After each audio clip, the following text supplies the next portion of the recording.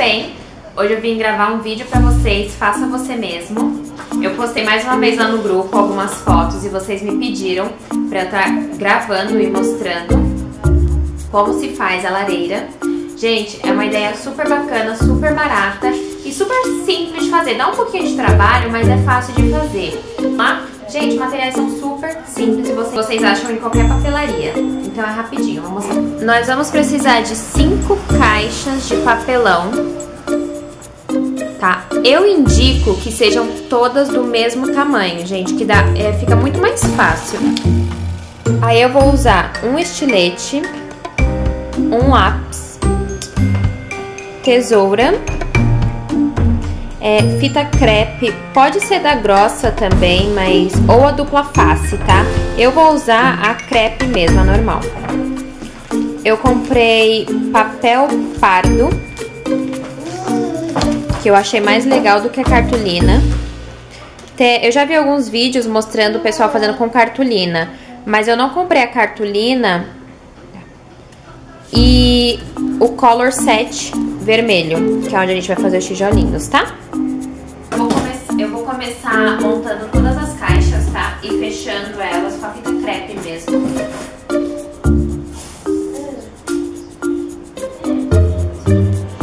Mas agora eu já fechei as 5 caixas, tá? Fechei dos dois lados e eu vou começar pelas laterais da lareira. Tô com a minha super ajudante. Você tá ajudando a mamãe? Tá? Então olha lá, dá tchau. Manda um beijo. Fala que você tá me ajudando. Não, não. Faz assim, ó. Pra ficar certinho, faz.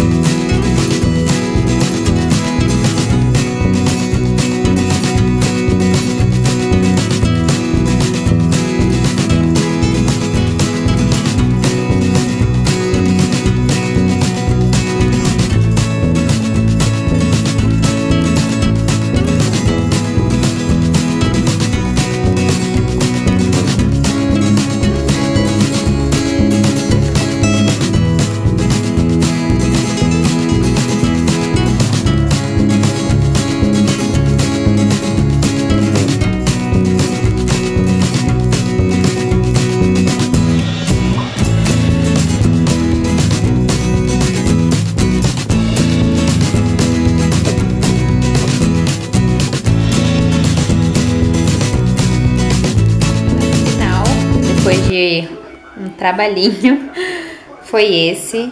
Olha que lindo que ficou.